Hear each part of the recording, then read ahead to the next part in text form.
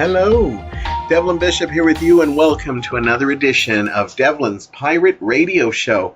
And let me take this time to thank you for pressing play or setting start or joining me here for the next little while. Although, if you're not a fan of a certain movie, you might not want to stick around. Or if you are a fan of a certain movie and you don't want to hear my opinions on it, you might not want to stick around. Otherwise, grab your favorite beverage, grab your favorite snack, get a nice comfy chair or the couch or wherever you want. Maybe you're in your car listening to this, whatever the case is. Let's chat. I almost said let's rap, like I'm some, counselor from the 90s trying to be hip with the kids. Let's rap, children. So a lot of you who know me know that I'm a huge Star Wars fan. I was a little boy when I saw the original Star Wars, and I absolutely fell in love with it. I became a huge super fan. I've loved the prequels. I've loved the original trilogy. I love The Force Awakens. I love pretty much a lot of the stuff they do. I love Star Wars Rebels. Lots of stuff. I even secretly kind of have some love for the Star Wars Holiday Special, but it's a kooky kind of love. I hate this thing so much, but I still love that it's a thing. But anyhow, last month the newest Star Wars Episode 8 came out, The Last Jedi, and a lot of people have been surprised that I've been so quiet about it.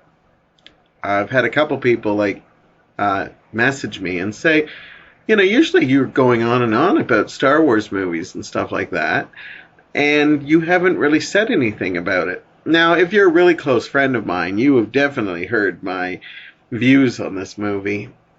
And for anybody who's a Star Wars fan who knows what's going on, and I'll warn you right now, two things. Number one, if you're not a Star Wars fan, you might want to miss this episode because this whole episode is going to be dedicated to Star Wars The Last Jedi. So if that's not your thing, that's cool. Go read a book, go do something else, go, meet a friend for coffee. Go find another episode from the past that you want to relive or see what I'm talking about. The other thing is I'm going to be telling spoilers. There's major spoilers in this, and because I don't want to give my opinion without going into great detail of why I'm so passionate about this. Now, if you are a Star Wars fan, you know that not in the history of Star Wars. Now, I know some people say when Empire Strikes Back came out, there was this mix of some people loved it, some people hate it. Now it's considered one of the greatest Star Wars movies out there. But I don't actually think the people that didn't like that one were as passionate as what we've gotten with The Last Jedi. I've never seen the Star Wars community so torn. As a whole, even the prequels, when people hated them, there were still a lot of people who liked them. There were new generations that were brought up on the prequels and have a fondness for them. But The Last Jedi, directed by Rian Johnson, was really torn people out. I've heard everything from some people saying it was the greatest of the Star Wars movies to date, to people saying that they don't even want to think of it as canon and don't, even want to acknowledge it. First of all, I want to say that every opinion on a movie is subjective, and whether you loved it or hate it, I respect your opinion. And, if you want to comment and bash me, whatever, that's fine. But just so you know, there's no right or wrong answers. They don't put movies out. I don't even think there's right answers when you see a movie that's like 95% fresh on Rotten Tomatoes. That doesn't mean it makes it a great film. Just because a lot of people liked it, it's still subjective. And some people just might not like it. And so I am talking basically my opinions here.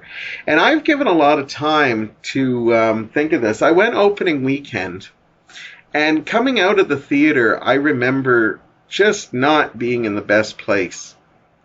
I have never had such a negative reaction towards a Star Wars movie before. I wasn't the biggest fan of Rogue One, but I don't remember coming out of the theater feeling as horrible as I did when I saw the first one. I saw it opening weekend, and the game plan is usually on Christmas Eve day, I like to sneak off and see a movie. And I was planning to go see Star Wars again. But I was so upset by this movie, I didn't want to see it again right away. I couldn't process it properly. I couldn't find a lot of good stuff in it. I'm not saying it doesn't have good stuff.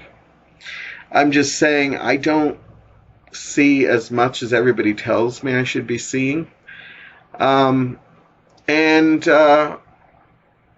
Eventually I went and saw it again during between Christmas and New Year's. I snuck off on my own to really process it. And I tend to find new things in movies when I see them again. And a lot of people have said you have to see this movie several times. But on the second viewing, I just didn't, like it still. In fact, there were parts where I was downright bored, and I am never bored during a Star Wars movie. Now, I'll have to say, when this movie came out, although people were torn, I saw that more people who were positive about the movie were stating it.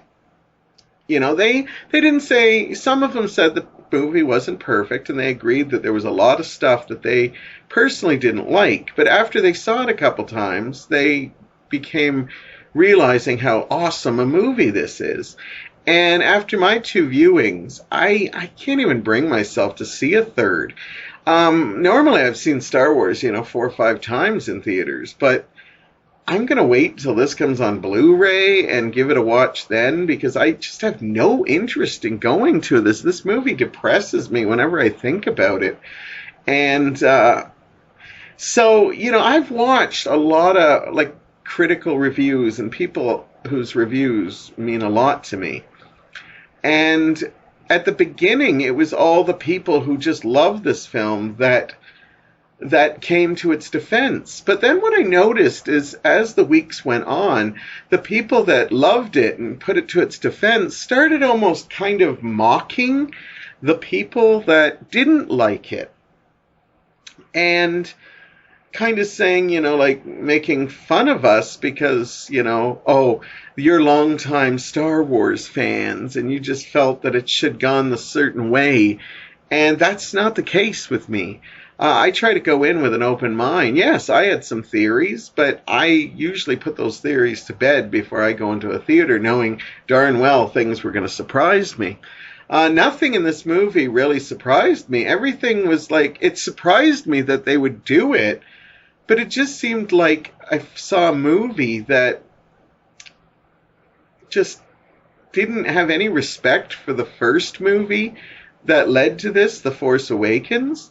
Now, I had some problems with The Force Awakens. It had a lot of similarities to Star Wars movies, but I didn't complain about it. And Force Awakens was my favorite movie of that year. So I actually liked it. I thought JJ did a great job setting up a new group of characters that meshed well with the old characters and just set up a whole universe that I felt, for the majority, was all betrayed in the second movie. And I know betrayal's a strong word, and I don't want to sound but in some ways I just felt like somebody came in and decided they were going to just take apart everything that, was so well crafted to set up for a new trilogy. And my biggest problem was Ryan Johnson did something that no ever director has done before. Even Rogue One, which wasn't my absolute favorite, I actually thought I did not have this feeling when I came out of it. But I almost said to myself, I really don't care what comes next. And I said that both times I came. Now hearing JJ's coming back, the only thing I'm interested is one or two of the subplots. But honestly, I'm most interested to see how JJ is going to deal with this, because he's left the universe. Now, I know a lot of people who love this film. Oh, tell me about how it was important for those decisions to be made in order to keep the series going. But the truth of the matter is I have no possible ways of thinking how they're going to make the story go in a forward thing when they basically, bastardized a lot of the new characters, definitely a lot of the old characters, and left me not really intrigued by anything except for maybe one or two characters. So, yeah, I was a little, I don't want to say I was betrayed by the film. I just felt that the director had an agenda and he came in. Now, I'm going to start going into this, and as I said, I'm going to go heavy into spoilers. And I'm going to start right from the beginning. Because when last we saw The Force Awakens, JJ had created incredible new characters for the cinematic universe. They had Poe Dameron, they had Finn, they had Rey, BB-8, Kylo Ren. Like, these are, when they introduced them, I absolutely loved all the characters. I'm not saying they were perfect, but I thought they were perfect for setting up a beautiful new universe. And basically, at the very end of Force Awakens, there was that powerful moment when Rey comes to the mountain, or the island, and basically hands Luke Skywalker the lightsaber. Now, he just looks at it, and that's the final shot in Force Awakens. It's such a powerful shot because Mark Hamill only has one scene in that movie, and you can see in his eyes that just seeing that saber again is just powerful. So I waited 2 years, and what I got was Luke Skywalker taking the lightsaber and throwing it over his shoulder and walking away from Rey. As in, he didn't sense Han Solo was killed. One of his best friends, though, in Empire, he sensed they were in trouble on Bespin, and that's why he had to leave Dagobah. Not even interested in hearing what Rey's interest is. If she was so powerful in the Force, Luke doesn't even seem to have an interest that she's that powerful. It's like he doesn't sense it, he just throws it. He's not interested in knowing how she got the lightsaber. She leaves Rey hanging. And I think that was Rian Johnson's way of saying, get ready, you're not going to get the Star Wars you expected. Now, again, I went into this movie trying to be very open-minded. I didn't go in with, it's got to be this, it's got to be this. Because Star Wars usually can change my mind. If they convince me one thing, they convince me other things. But in this movie, see, that was the biggest problem I get with the positive reviews, is a lot of people tell me the positive reviews. Then I listen to them, and I've chatted to them, but nobody ever tells me what's really good about this movie. A lot of people say the visuals are absolutely stunning, though they complain about the pacing and that some subplots are just absolutely ridiculous. Well, they're not ridiculous. Those subplots are absolutely atrocious. They're absolutely against everything and horrible, and we'll get into that, I swear. But visually, Rogue One was a much better film. Visually, I think the battles in that were more stunning. I think the actual shots were. Rian Johnson does score with a lot of interesting sights. The snow planet with the red salt underneath it is very incredible. There's a nice battle in a throne room with Rey and Kylo Ren and Snoke. And it's absolutely, well choreographed. But besides that, I can't really think of much else happening. There's so much to talk about, I don't even know where to begin. Um, Back to Luke, and I want to get to Luke a little later, but Luke throwing the lightsaber to me was like just started the movie with a kick in the nuts. And it kind of hurt me in a little bit, and I don't want to be one of those fanboys. I hate those fanboys who are like, oh, he ruined my childhood, because nothing is going to ruin the early movies for me. But what Rian Johnson has done is possibly ruin future movies for me if they can't get on course, because I just didn't like the things they tried to do in this movie. Um, Old characters did things that were really odd. New characters that were developed beautifully by JJ were totally ruined in a lot of ways. They were made to look stupid. I think Kylo Ren was the only one who came out victorious in any way. I think Rey did a little bit, but I feel that I was so looking forward to seeing what Rey would do, and I think Rey was absolutely wasted. Poe and Finn just were made absolutely ridiculous, and BB-8, they just tried way too hard with him. And, yeah. Where do I start? Okay, let's start with the pacing of the film. This is a weirdly paced Star Wars film. It's the longest one that we've had so far. But that has nothing to do with it. I've seen lots of movies, 2.5, 3 hours that have got good pacing. This does not. As I said, the second time I watched it, I was actually bored in parts.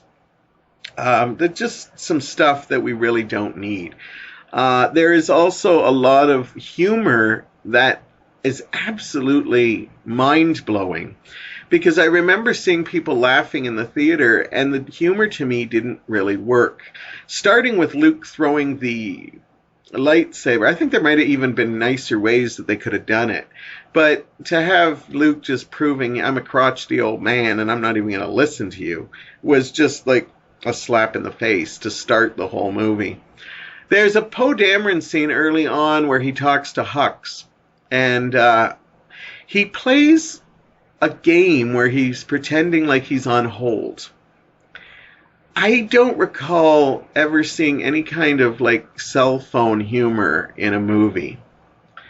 What makes this worse is that it ends with a your mama joke, even though it's subtler than your mama, but it's still in there. And to me, it just doesn't work. There is some nice humor in the movie, because Star Wars has always had humor in it. They're not always great, like Chewbacca with the porgs, to me, there's nothing wrong with those little porgs, I have no problem with them. I think they're actually kind of useless. It's like Disney thought, hey, penguins are pretty popular, let's kind of make them like penguin-esque pigeons, and they can just harass Chewbacca for a while. Chewbacca doesn't really do anything in this movie, as a lot of the old characters don't. They're just there to, where JJ kind of put him in to use. Rian Johnson just had them there. Like, not counting Luke. Luke actually has a purpose in the movie, but, like Leia, she really doesn't get utilized. She's pretty much she's in a coma for the most of the movie. And yeah, that's just silly in itself. We'll get to that. But the humor, just like the porgs, the only problem I had with it is that, it was like the porgs were looking sad when Chewie was about to eat one of them. He already had ripped the skin off, all the feathers, and cooked it. And Chewie's getting like a complex because these porgs are looking sad.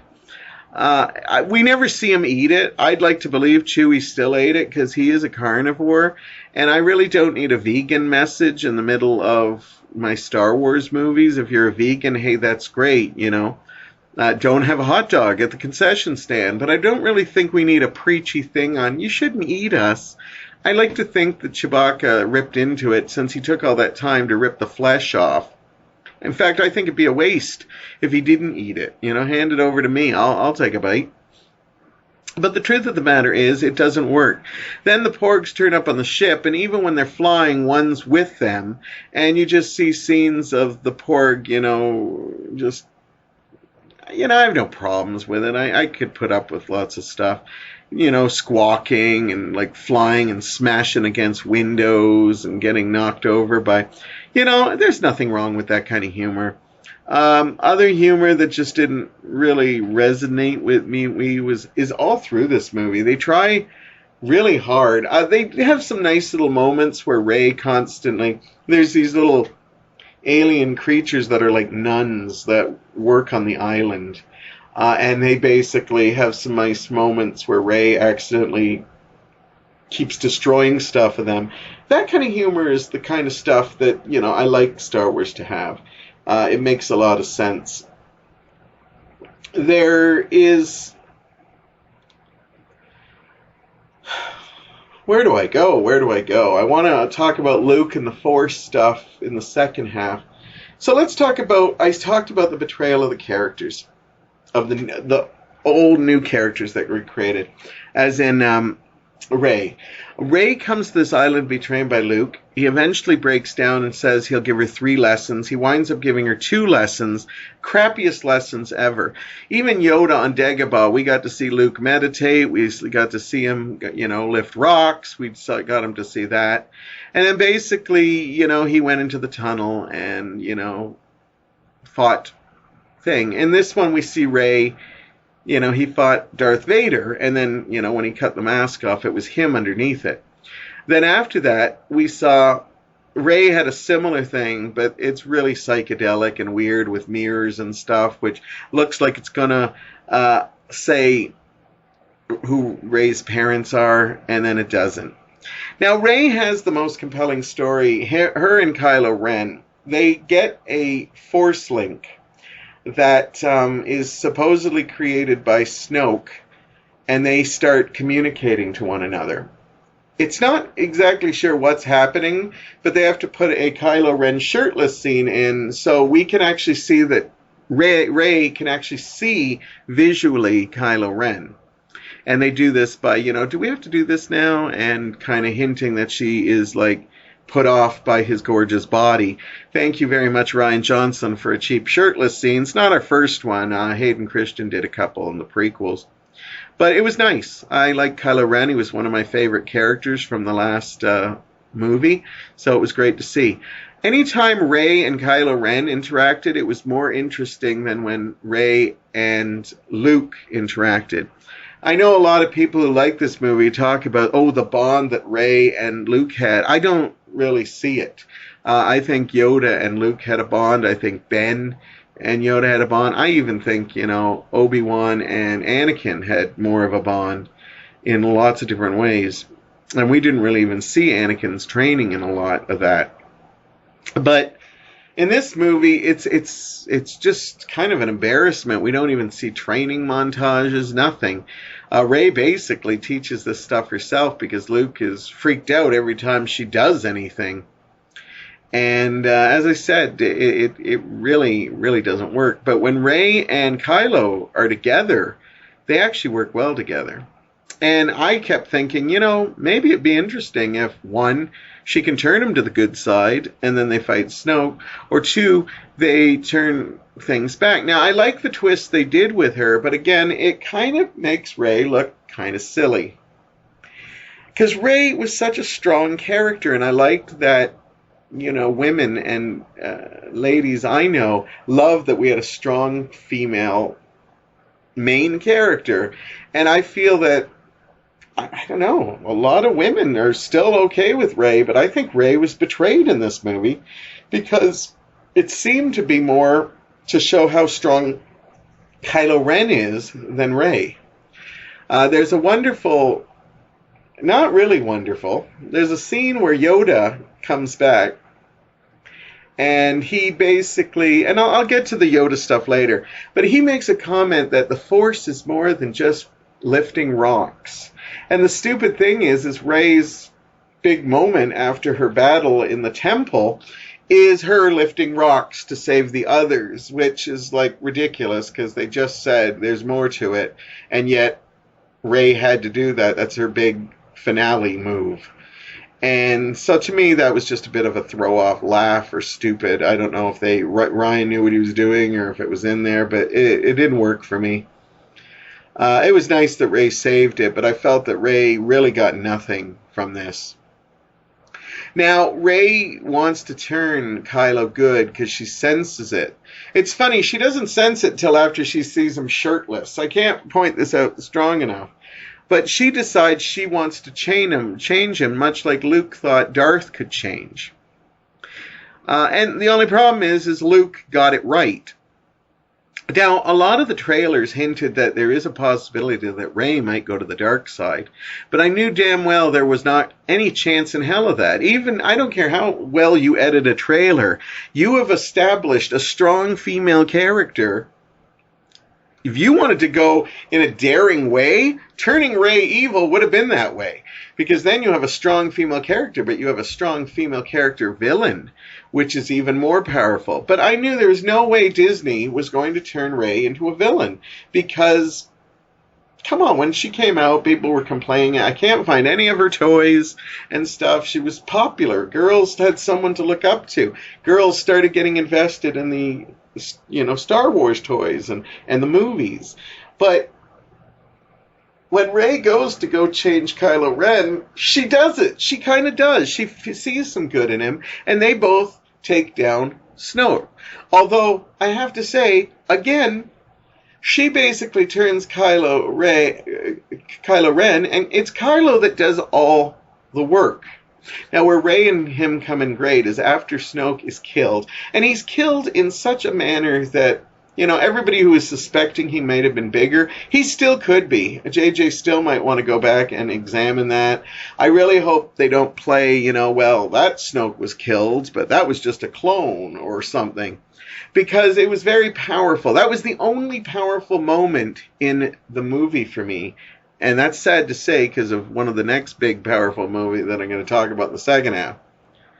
That basically it's powerful when he kills Snoke, and he does it in a way that, I can't even imagine. It's kind of a cop-out death in a lot of ways.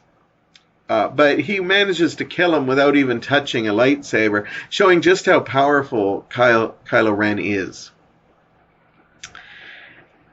And then Kylo and Rey have one of the best scenes in the movie where they're in the Red Temple and they're basically killing a whole bunch of people in a double duel with the guards, the Red guards. And it's an absolute wonderful scene. Until Rey's about to leave and says, okay, come on, come with me. We still have time to save the rebels. And Kylo says, no, I want you to join me. I haven't turned. I went against Snoke, but now I'm in charge, and you should join me. My big problem with this, and I have no problem with him not turning good, because I don't know, after killing Han Solo, I'm not sure he can be redeemed. I know Darth Vader was redeemed, even though he killed a whole bunch of young Jedi kids, but it would take a lot. But I like the character Kylo Ren, and I think Adam Driver does an amazing job. But the problem I have here is Luke succeeds, and this is an important thing for later.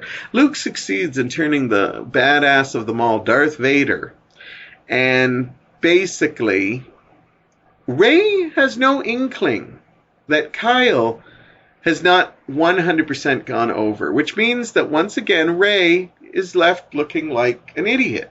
Because yes, he killed Snoke. Yes, they killed all his guards. But he still hides the fact that he hasn't turned good, which shows that Rey still has a lot to learn. And I felt once again they kind of let Rey down. And I was disappointed in that too, because I just didn't think that was right. Finn and Rose is another situation. Finn is a character from the last actor that actually was almost killed and was put in a bed. When he wakes up, he gets yet another joke. He's walking around with leaking things. It's really horrible.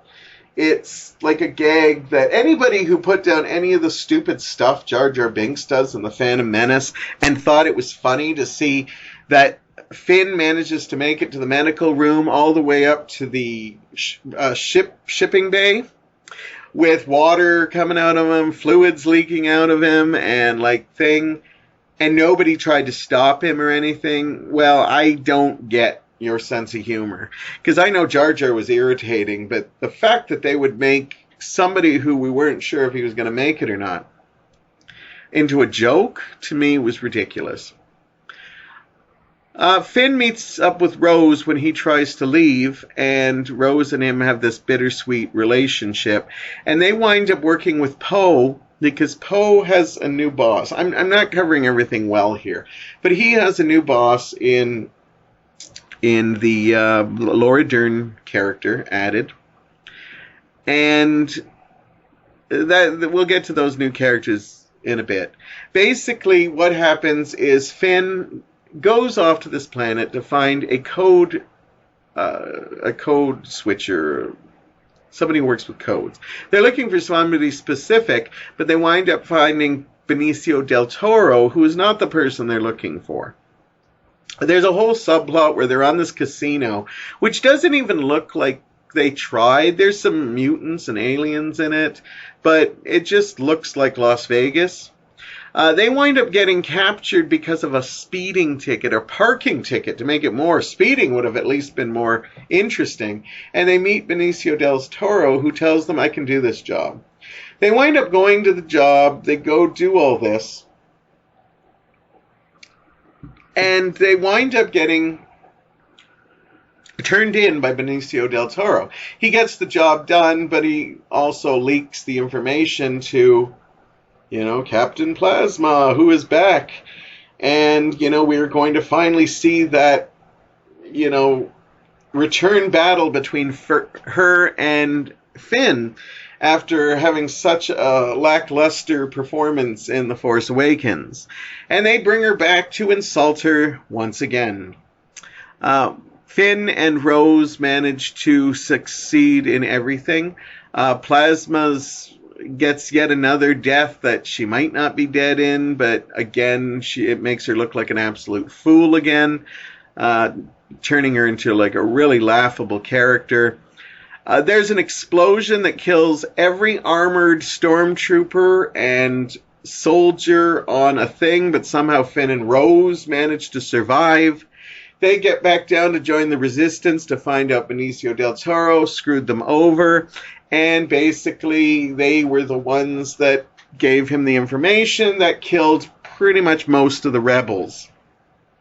And we'll get to that point even more.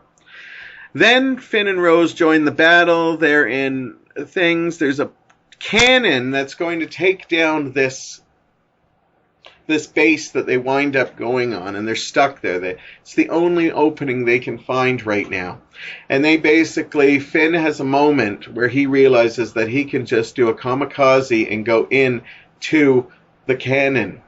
But basically, Rose comes in, knocks him out of the sky, risking both their lives.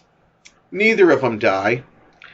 And there is all these, big, gigantic, AT-AT gorillas or whatever they're called, still firing, still blowing up the thing, and basically Rose gives a speech about how we can't sacrifice ourselves like that. We have to find a better way to fight. And she basically, cock blocks Finn, and Finn drags her in the snow to the front door of the base that's kind of been blown up. And while they have this bittersweet moment, she also kisses him, where Finn has absolutely no emotional reaction to it, except he's surprised because he thought she didn't even like him. This infuriated me so much because of the fact that not only do they have this big long speech and kiss, he drags her in the snow, and yet all these machines do not try to attack them once. And they can pinpoint, because later they pinpoint Luke Skywalker. And it drives me absolute batty that nobody can hit Finn dragging a woman in the snow They saw the crash right in front of them, and they didn't shoot it then. It's just bad, bad storytelling. There's even a subplot about how it's not good to be bad to animals. Again, we have this thing where we had the vegan. Now it's like, don't be cruel to animals. I know what that's, I'm not cruel to animals. I know that's a thing. I don't need it thrown in my face just because you feel the need to get some, like, it's like Disney had a mandate to say, make sure you get some social issues in there. Star Trek does good with the social issues. They just feel so, they might as well just put commercials with public service announcements. Don't drink and drive. Maybe show some of those old Star Wars ones in there instead, because it would, be easier than having to deal with all this stuff. Okay, so Finn basically had another great chance to be a hero, but they saved his life again. This time he's got Rose. When he sees Rey, he's obviously still enamored with him. Poor Rose is fighting for her life. She should be lucky she's alive. I can't believe that she's going to be in the next movie and other characters won't be. That's kind of sad. Then you've got Poe Dameron. Now, Poe was announced as, General Organa's right-hand man. This is the man that she trusts with everything. Now, he gets a demotion at the beginning for doing something ballsy and another good scene in the movie. I'm trying to give it good scenes whenever I saw it, when Poe takes a chance and, knocks out like a battleship. But he gets demoted because, Leia doesn't want him doing that when there's a smarter move. It's not a horrible scene in the thing. But when Leia gets blown out of the spaceship, basically one of the starships gets blown away and a whole bunch of people get thrown into space. I will talk about how Princess Leia, or General Leia, survives that, but we will get to that in the second half when I'm going to deal with all Force-related stuff. But basically what happens is she survives and goes into a coma for a good chunk of the thing.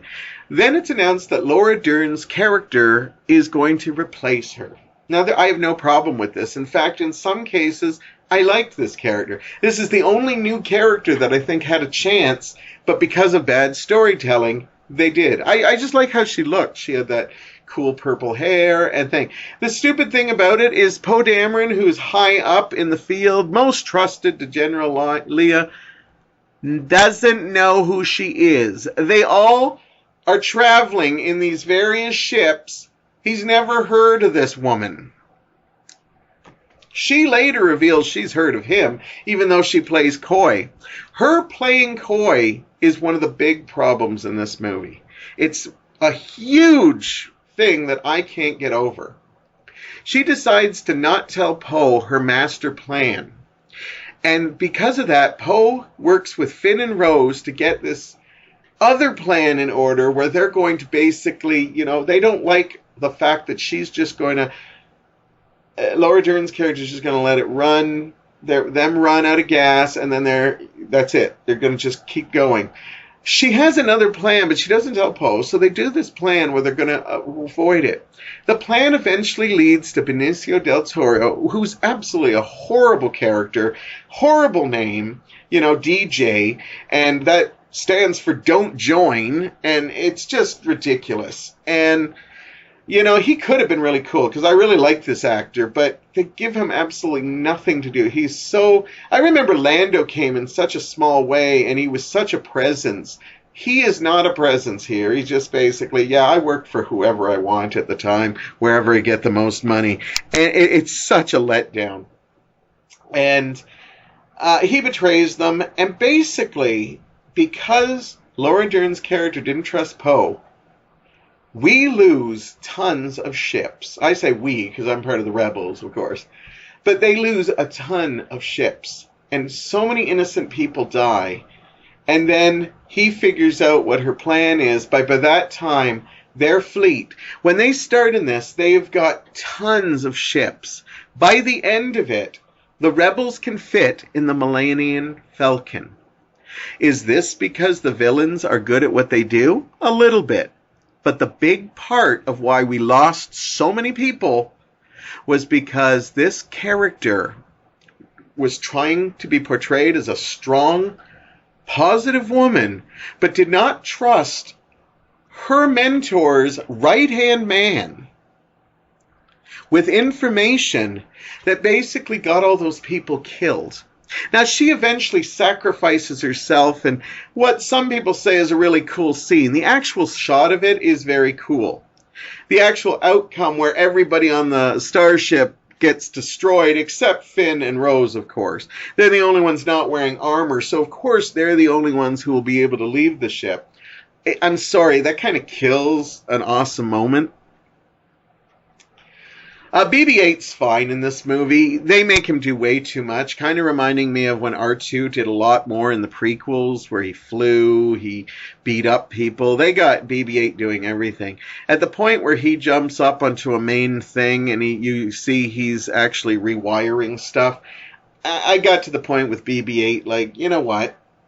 It's just too much. I don't believe this little droid can do all that much. I didn't like when R2 got into some of like the crazy things.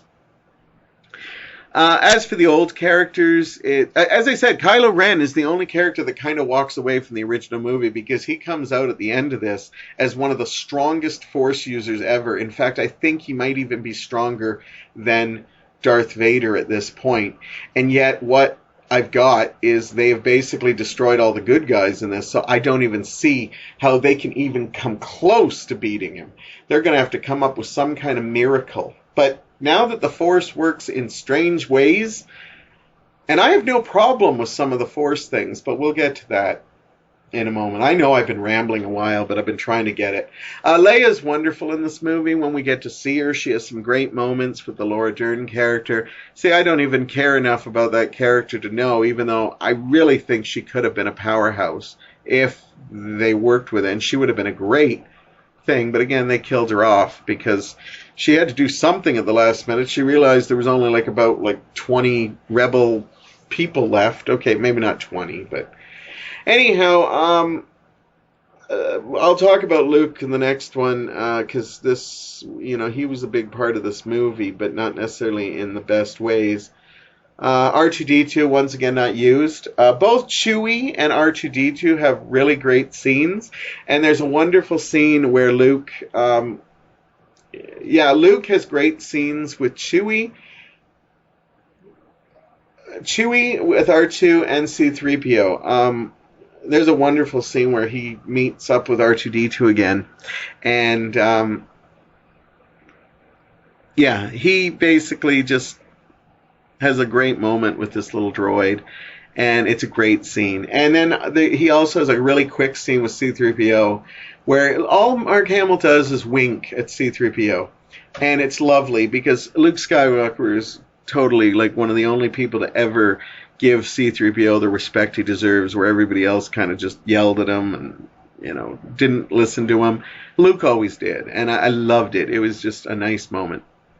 But C-3PO, R2-D2, Chewbacca are basically not really used in this. And, where they were it was still the new characters thing in Force Awakens.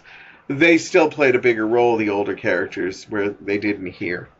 Anyhow, Luke Skywalker does have the biggest role out of the old characters. And, Mark Hamill was a little disappointed when he read the script for this. And some Luke Skywalker fans feel that he had every reason to be. I felt they dropped the ball with Luke. And I think dropping the ball with Luke, they're going to have a hard time recovering it. And I'm going to talk about Luke, all the new Force things, and a little Muppet named Yoda who makes his return in this when we come back. And grab yourself a drink and whatever you need. I may get talking about this for a while, so excuse the extended episode here. But more talk of Star Wars The Last Jedi when I come back. Good evening. It's intermission time, and during the next 10 minutes, we invite you to visit our refreshment stand located in the center of the drive-in. Hungry? Thirsty? The refreshment stand is open with everything to satisfy your taste buds. Here's the menu: the hottest, freshest, crunchiest popcorn, each kernel popped to its fullest with that real movie time taste. cold drinks. You'll find your favorite ice-cold, tasty, and thirst-quenching. And hot dogs, hamburgers, and candy, too. Now a short intermission, so you'll have time to make your selection before the show begins. Welcome back. This is my Last Jedi talk. Some Star Wars stuff going on here. I've been trying to be really diplomatic. I don't want to get angry because I am angered by this movie, but I think waiting a month to talk about it, I've cooled down a little bit. And that's why I was just so many degrees. There were points after I saw this movie where I was numb, I was disappointed, I was sad, I was upset, I got rage. But I thought I'd wait a month so I could cool down a bit. So I think I'm holding it pretty diplomatic. I know I'm all over the place on this, and I apologize for that. It's just there's so much I didn't like in this movie. And I am trying to be fair with Rian Johnson because I'm trying to give him, like, whenever I think of something good that he did. But I'll be honest, after seeing it the second time, I couldn't find a lot of good with it. As I said, Rogue One I even gave a half and half rating to. Star Wars The Last Jedi, I can't give a passing grade to this movie. One of the biggest problems I had in this movie is the Luke Skywalker character. When I grew up, my two favorite Star Wars characters, I know a lot of people like Boba Fett and Darth Vader and Han Solo and Princess Leia. I loved R2-D2 and Luke Skywalker. I always wanted to be Luke Skywalker. When Luke looked up to those two, sons, it was just powerful. And I wanted to be that guy. And I know Han's cooler. I know Leia's cooler. But for me, I always wanted to be Luke. So when I first saw Force Awakens, I was a little disappointed that Luke didn't show up until the very last scene. But the movie was so powerful. It was such a powerful ending. I forgave JJ because I couldn't wait to see what happens next. Again, I went into this not sure what to expect. I thought he might be a little disgruntled. I thought he might be. But the Luke Skywalker I got was totally not who I wanted. I could have gave him a little begrudging, like, being a little, but him being surly made Ben Kenobi look like Ben wasn't surly at all. He was just kind of a hermit, a loner and stuff. So to see Luke be this just total jerk and asshole, just, milking the tits of this animal and fishing and, not giving a shit about who Rey is, or not sensing that Han had died, or not sensing that Rey had all this power in her before he showed up. And if he did, he hid it very well. It was so badly written. So when Luke finally realizes that Rey has some powers, he says he'll train her. He'll give her 3 lessons. He doesn't give her the 3 lessons, and the 2 lessons he gives her, absolute shit. Yoda's words of wisdom live on. You see, like, people quoting them. You see, like, plaques with them because they were teaching. Luke does none of that. He just basically bitches and complains, and every time she does something, he gets a terrified look in his eyes and says, "Oh, I've seen this once before." I have, that's, there's nothing wrong with that. But the biggest problem I had with Luke, first of all, they say in there that he actually came to the island to die. Okay, if you do that, you don't usually make a map so somebody will find you. That's what we call a cry for help. That's like, sometimes you hear somebody committed suicide and you're totally shocked. But then when you hear people like, I think I want to die and stuff, like when I post stuff about how sad I am, I probably want people to come help me. So the whole I came here to die thing was kind of blown away, because why would you leave an intricate map to find this location if you do not want to live? But anyhow, that's one. The biggest problem I had was that Luke was a guy who decided in Jedi that he didn't want to kill his father. He wanted to see if there was some good in him. He felt good in him and even risked his life. I remember seeing Return of the Jedi, and there's a scene where they're having a chat, and Luke actually turns his back on Vader. And Vader turns on his saber, and you can see that Luke still believes his father has good in him.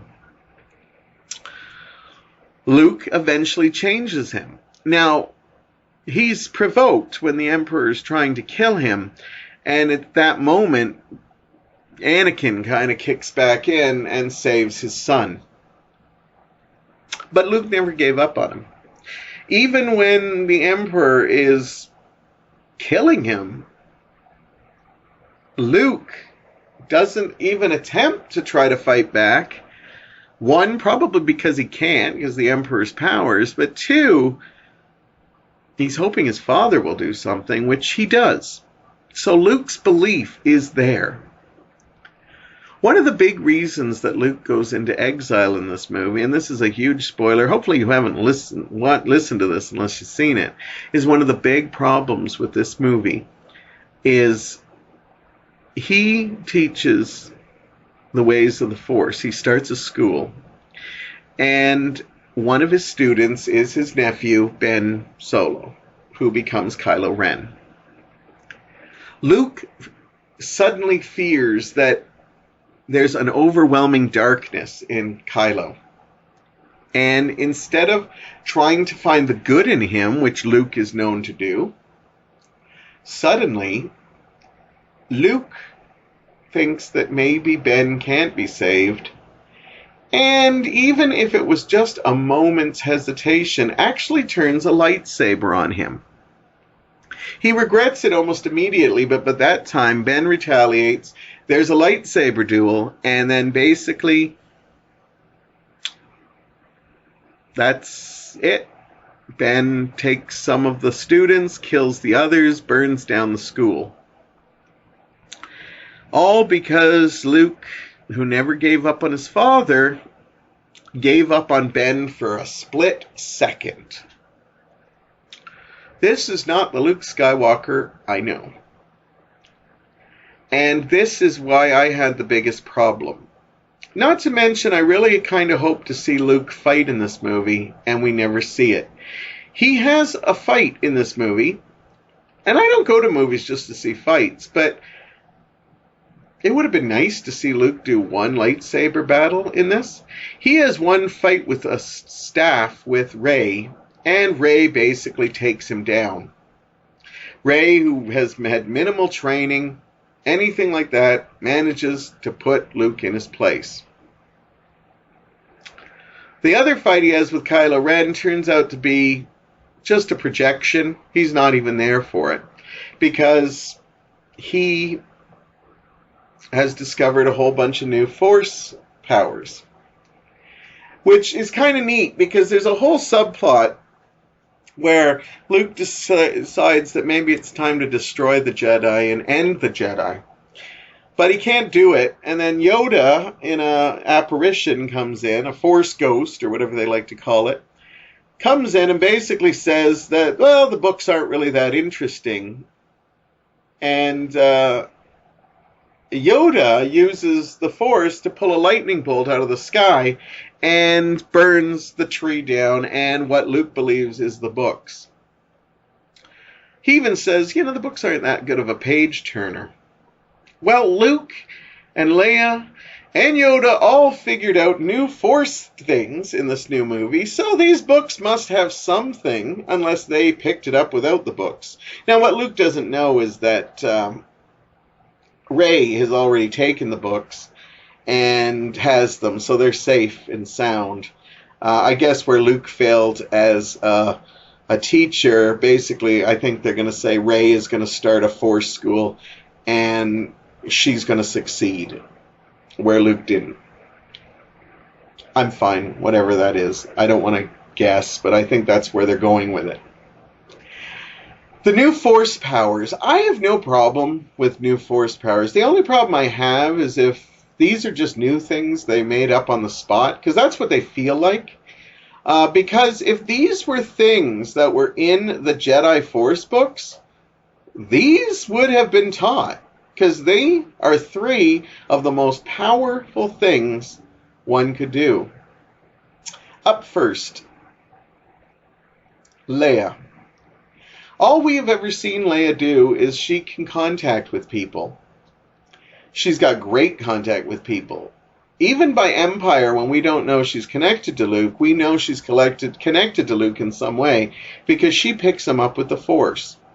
She also knows the exact moment that Kylo turned evil and Han died, which is amazing. Because by that point, we realize she hasn't had any formal training. But in this movie, as I said, there's a moment she gets blown out into space, and I told you she winds up in a coma. How did she survive? Well, if you saw the movie, you know how she did. She force flies through space. This is pretty huge. Now, I think we may have seen it once before accidentally. I personally believe in Empire, when Luke takes the leap of faith and decides not to join Vader, he takes a faith jump and doesn't know if he's going to fall to his death. We kind of see that he kind of flies into a thing. So I'm not against this. It does look kind of silly how they do it. And it's kind of silly because it's a character that, as far as we know, doesn't know anything. How come these people aren't flying all over the place? This is a power that Vader could have used. This is a power that Obi-Wan could have used. Like, is this just something that Leia picked up one day? Hey, I think I can do this. But I don't believe that.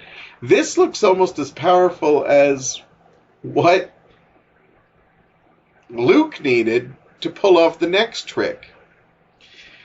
The next trick is that the whole finale isn't really happening. Well, it is happening, but Luke is projecting himself in front of Kylo Ren through a force projection. He's actually still on the island. He never leaves the island. But there's a point where he shows up and joins the rebellion battle. He actually interacts with people like Leia and C-3PO and stuff.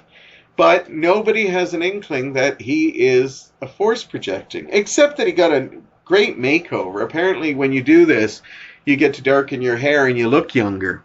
I say, if you're going that far, why don't you just go all the way back to how Luke looked in the original movies? You know, Corvette Summerish kind of look. But no, he goes for a nice trim beard, some black there and stuff like that, some darkening of the hair. He's not part of this. They all try to shoot him over and over again because they have pinpointing range. You know, all these machines all point at him and just, there's smoke and it looks like Luke's going to be nothing but hamburger helper. But they somehow missed. But yet we don't know why they missed. Now these are the same pinpointing that couldn't hit a black guy and a Chinese woman in a white snow. Remember, Finn dragged them? But they can pinpoint lock thing on something. Now, in order for him to pinpoint, they would actually have to know exactly where he was. But nothing at this point tells Kylo Ren or anybody that this is just a projection. So finally, we're getting our battle. And the battle starts off like a battle, but you do notice times that Luke is avoiding the saber more than clashing with it. Then we find out that Luke is actually giving his projection from the island, and he can actually battle.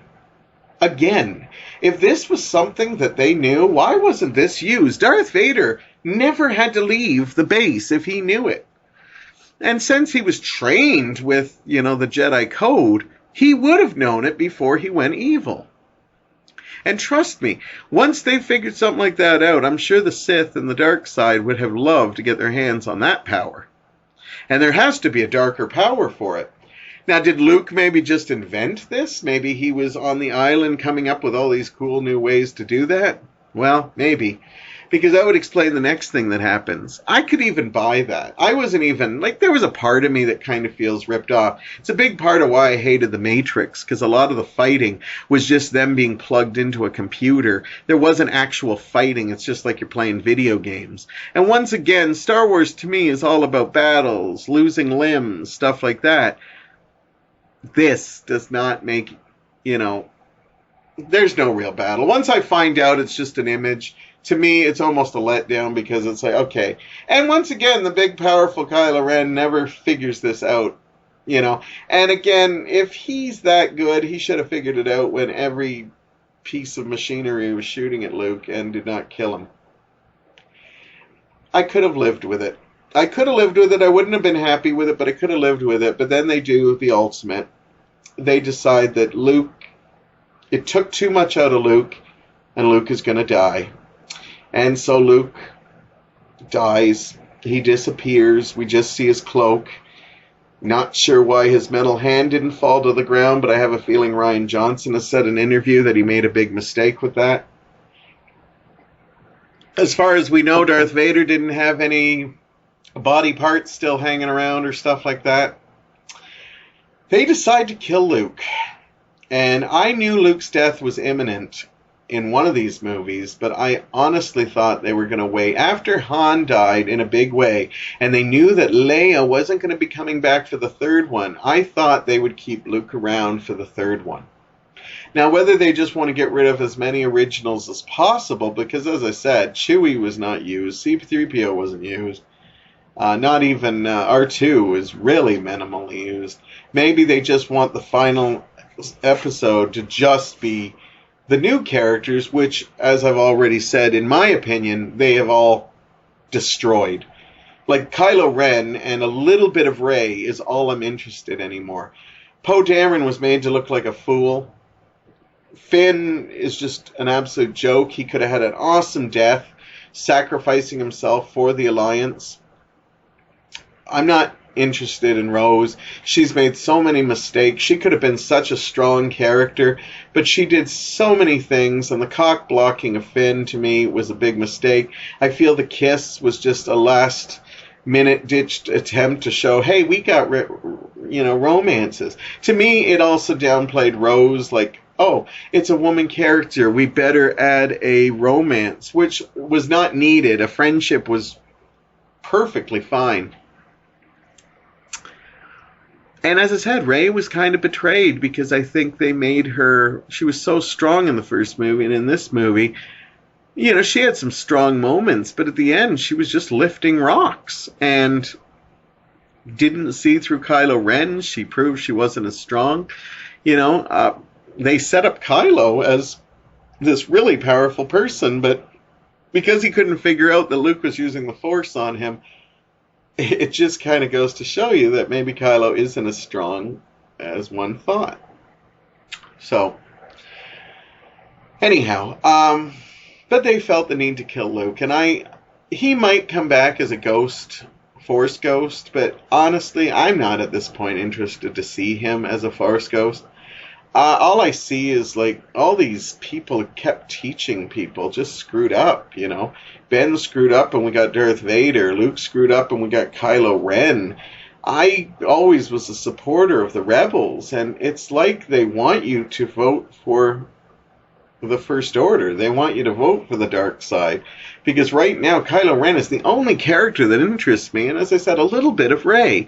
Now, I don't think these characters can't be saved, but I think JJ and the writers who have to take on this next movie have a lot of work to do, because Rian Johnson just decided he wanted to set the Star Wars universe on spin.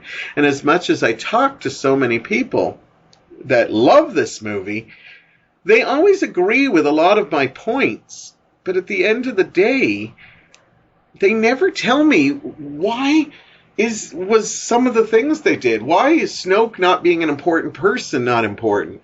I didn't care that Rey was not anybody famous. There is a possibility that Kylo is still lying, but if he's lying and she didn't figure that out, and to be honest with you, once again, it would be another betrayal, because when you saw The Force Awakens and she hands Luke the thing, Luke's face says so much, and when we saw it, it's like Rian Johnson actually refilmed it, because Luke's face doesn't have that same emotion because he's going to do the joke.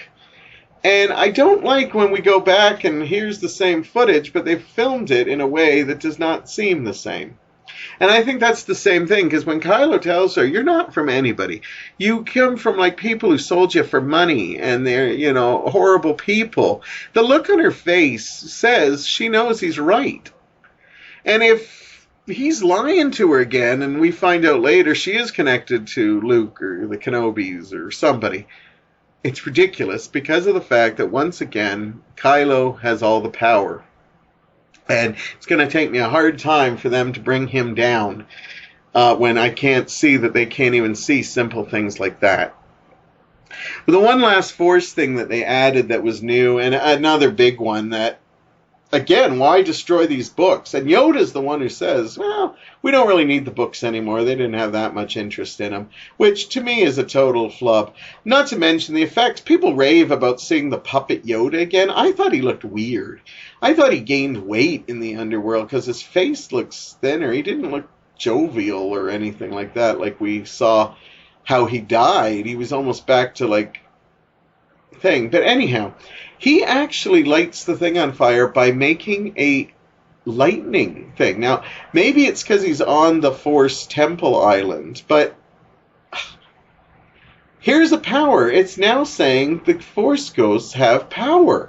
And if this is true, then how come they haven't jumped in and saved some of their friends and their so-called loved ones using this Force power? Oh, I don't mind that the ghosts can now use the Force, but I don't mind the Force has changed some rules. I don't mind. It's always neat to find new things. I had no problems with the midi-chlorians, the midi-chlorians. I had no problem with that. But they basically, Rian Johnson, one of his main agenda was to make sure everybody knows that it's not just midi-chlorians, that anybody can have the Force again. We're bringing the true magic back. I don't like it. I think it was established that, yes, you have to be from a bloodline. I think making Rey's parents not being from that bloodline and the Broom Boy at the end, and I think the Broom Boy is the new trilogy that Rian Johnson's going to make. I think that's going to be it. And that's another thing that was a diss to Rey to me. It's like, this is supposed to be Rey's shining moment in the sun, and they actually say, don't worry, there's another boy in the universe who has the Force. There is still a boy out there. Why couldn't we just have Rey be the hope for the future? No, when Luke talks about the hope, he's talking about Rey, but he's probably talking about all the Force that's still out there. As you can see, I've had some problems with this movie, and it really saddens me that I'm in a place where I'm not really interested in seeing Chapter 9. Oh, I'm sure once we get closer and I see the first trailers, I'll be wanting to go. Right now, I have no interest in seeing it the first weekend. I don't care about spoilers. This movie was spoiled for me. This movie tries to teach us that the Rebel Alliance is down to only a handful of people, but there's still hope in the universe, and that Luke has brought us this. I should have been more emotionally tied to Luke's death, but I was just in awe of all the stuff that Rian Johnson force-fed us. And basically, at the end of it, on top of that, we're going to kill Luke Skywalker. We're not going to wait another movie. We're just going to do it now. And that's where I have the biggest problem. This movie tries to sell you on a brand new hope is going to be out there, and I don't have any hope for this franchise right now. As I said, I want to be a positive. But right now, from where I see it, every time I watch this movie, it's, some people are saying you got to watch it 4 or 5 times to really get it. You know what? I think you can say that for any movie. If you go see a shit movie like Showgirls and you didn't like it, you go see it with a positive attitude 5 times. You will find some positive stuff in it. So the fact that, of course, if you go, you could find something. Maybe I don't go in with a positive attitude because I just felt so burned by this movie. I'm sorry. I'm allowed to have those feelings. And you don't have to reprimand me for them. I respect your feelings on that you loved it. Respect mine, that I hated it. This is the first Star Wars movie I'm going to give like a really bad review for. And I actually feel that Rian Johnson has just given a lot of work to JJ and the writers to come up with some way to salvage this. And I'm glad that it isn't ruined for you. I'm glad that you have some great ideas on how this is going to play out, because for me, there's nothing of interest left in this. Except, boy, maybe they're going to let Kylo win this. Maybe the dark side's going to win. Darth Vader's one of the most popular characters in the series. Why not just have him take everything down? But you have to see that this splitting of the fans has to be costing something. Yes, this movie joined the $1 billion club. Yes, this movie made a ton of money. But yes, this movie, within 5 weeks, was out of the top 5. It was beaten out by movies like Insidious and The Greatest Showman, who were also around about the same time. Jumanji is turning out to be more of a fan favorite, and after its 5th week is still number 1 at the box office, where Jedi has already fallen low. Toy sales are down 47%. If you don't think that matters to Disney, you got another thing coming. The Porg toys were the best selling of them, the stuffed Porgs. Besides that, their sales went down. For the 2 years after The Force Awakens, Star Wars was number 1 in toys, and after this year, they came in 3rd behind Pokemon and Nerf. And if you don't think Disney is concerned about that, you better believe it, because they're not only concerned about making good product, they want the merchandising to go with it. But when there's no strong, powerful new characters that you could want, the only one I could probably be interested in is maybe shirtless Kylo Ren. But I've only bought the old Luke figure this time, because I felt the figures look horrible. Kylo Ren, without his mask, which stupidly destroys, I hope he finds another one, though. There's a side of me that thinks he might actually step in a modified Vader suit in some ways. I actually think he looks ridiculous in him. He doesn't look like Adam Driver. He looks more like the tall guy from Little Britain, you know. Computer says no.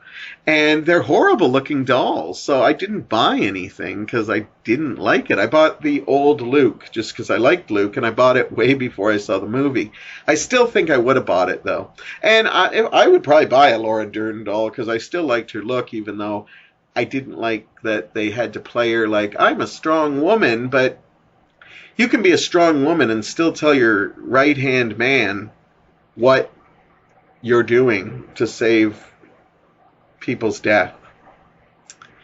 Anyhow, yeah, so this movie is still a success, but there's a lot of writing on the wall that Disney is probably going to be concerned about. And with Han Solo coming out in a few months, and we haven't seen a trailer yet, and people are starting to worry about it, yeah, I think Disney's probably having more meetings. They're playing it cool because, as I said, Last Jedi made a ton of money, and they should be happy about that. But it'll be interesting to see how the next one does, and how Solo does, and stuff, because it's been a long time since they've been this torn. Even when the prequels came out, I don't think people were that torn. I remember people hating the sequels, yet they went to see it at the theaters 5 or 6 times, and then they said, no, I still hate it. So, you know, obviously they're going in with negativity. Anyhow, that is my talk. I went a little bit over, but when it comes to Star Wars, I just did. Definitely comment. Let me know, you know, your positives. I die to hear them because everybody who tells me loves this movie seems to have a hard time telling me what they're exactly looking forward to in the next film. Anyhow, and when they do tell me stuff, a lot of it comes down to going back to what JJ set up in the original movie. Well, hopefully they decide that Snoke is somebody. Hopefully that means that, you know, Rey does have some background power. That's a lot of hoping. That's a lot of hoping and a lot of work for a writer to just go back to his original formula because somebody decided, I want to worry about my new trilogy and I want to change up everything before I get to that. So anyhow, that's enough Star Wars talk to me. I hope you didn't listen to this before you saw it, unless you have absolutely no feelings for Star Wars. And if you missed it, I don't know why I'm talking to you. You're probably not listening to this anyhow. Next week, I'll be back with talking about regular stuff, maybe some movies and stuff, but I'll be talking about personal stuff. I actually did some virtual reality, a little bit of virtual reality, and I'm going to talk a little bit about that next week. So that should be fun. Anyhow, you have a great day, and I will talk to you very, very soon.